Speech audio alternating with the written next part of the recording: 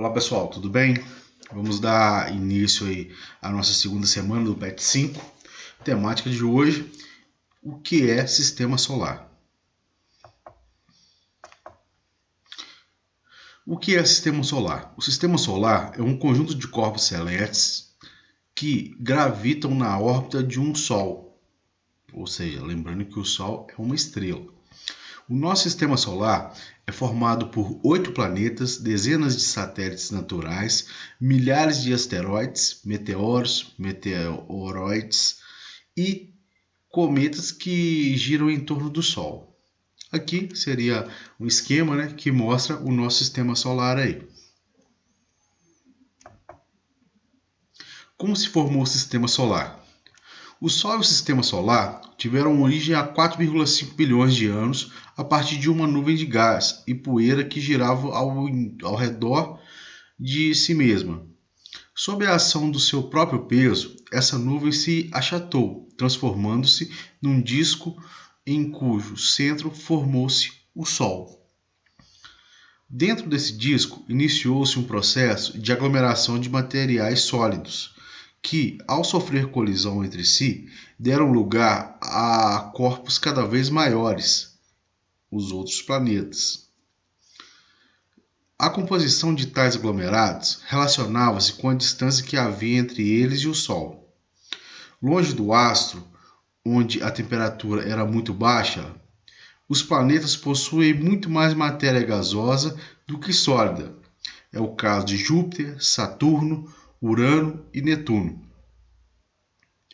Os planetas perto dele, ao contrário, são formados por matéria sólida, que em sua maioria é o caso de Mercúrio, Vênus, Terra e Marte. Por que os astros gravitam em torno do Sol e qual a origem do sistema solar? Inicialmente, é preciso saber que o Sol é uma estrela. Essa estrela possui 99,8% de toda a massa do sistema solar, e segundo a lei da gravitação universal de Newton, massa atrai massa.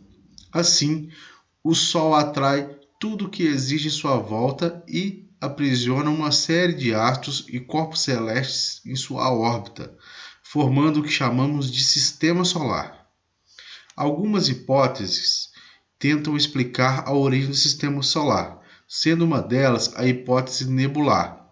Segundo ela, no início as estrelas teriam sido nebulosas, ou seja, grandes nuvens de poeira e gás que se compactaram, girando cada vez mais rápido devido à sua força gravitacional. Sua porção central teria formado uma estrela e a matéria exterior teria se contraído, dando origem aos planetas. O Sol e todo o nosso sistema solar faz parte de uma galáxia, que se chama Via Láctea. O Sol é a fonte de energia que domina o sistema solar, sua força gravitacional mantém os planetas em órbita e sua luz e calor tornam possível a vida na Terra. A Terra fica em média aproximadamente 150 milhões de quilômetros do Sol, distância percorrida pela luz em 8 minutos. Todas as demais estrelas estão localizadas em pontos muito mais distantes. As observações científicas realizadas indicam que o Sol é uma estrela de luminosidade e tamanho médios, e que no céu existem incontáveis estrelas maiores e mais brilhantes. Mas, para nossa sorte, a luminosidade, tamanho e distância foram exatos para que nosso planeta desenvolvesse formas de vida como a nossa. O Sol possui 99,9% da matéria de todo o sistema solar. Isso significa que todos os demais astros do sistema juntos somam apenas 0,1%. A composição do Sol. O Sol é uma enorme esfera de gás incandescente composta essencialmente de hidrogênio e hélio, com um diâmetro de 1,4 milhões de quilômetros. O volume do Sol é tão grande que em seu interior caberia mais de 1 milhão de planetas do tamanho do nosso. Para igualar seu diâmetro, seria necessário colocar 109 planetas, como a Terra, um do lado do outro.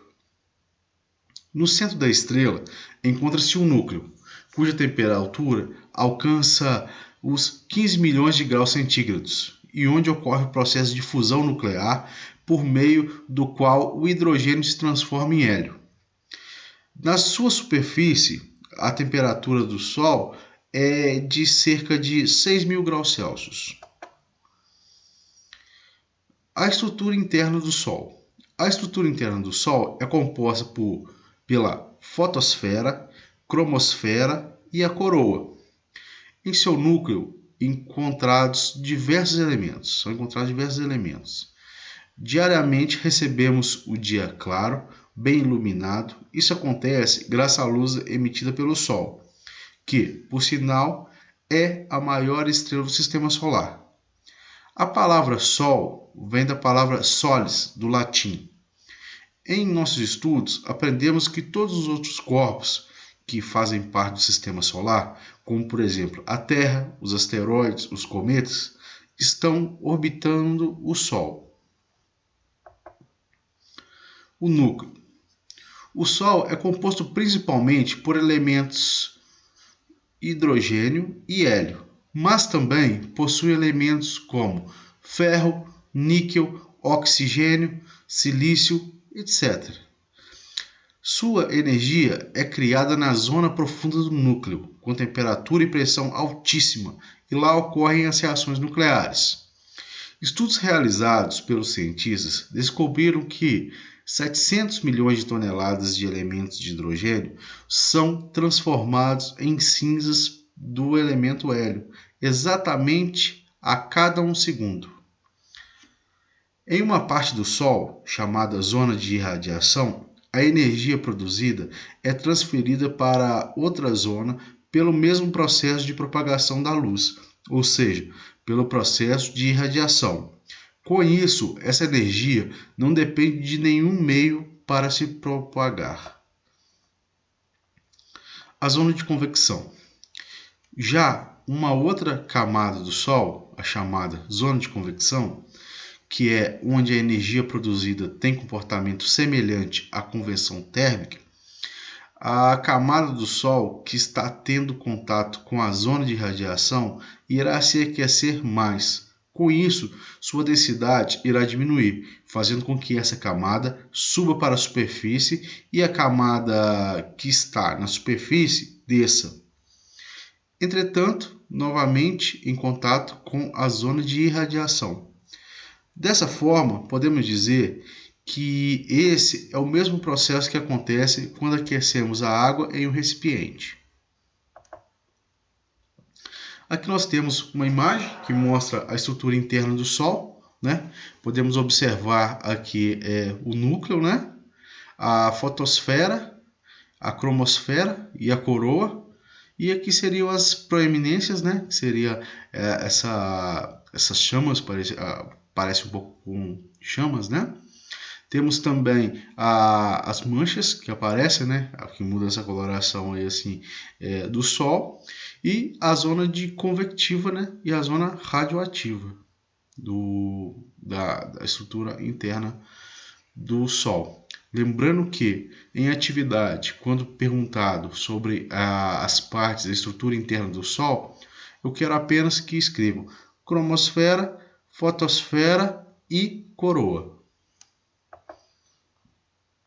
A estrutura interna do Sol.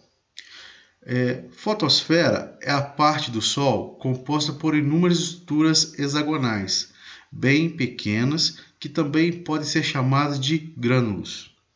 Essa estrutura se assemelha a um líquido em ebulição. Cromosfera. Cromosfera não é visível, pois a radiação emitida é mais fraca do que a radiação da fotosfera. Pode ser observada na ocorrência de eclipse, quando a Lua esconde o disco da fotosfera. Coroa é a camada mais externa do Sol, onde aparecem as proeminências, ou seja, nuvens imensas de gás brilhante que saem da cromosfera superior. A coroa constitui-se de partículas que se afastam vagarosamente do Sol, podendo ser vistas somente com o eclipse total do Sol.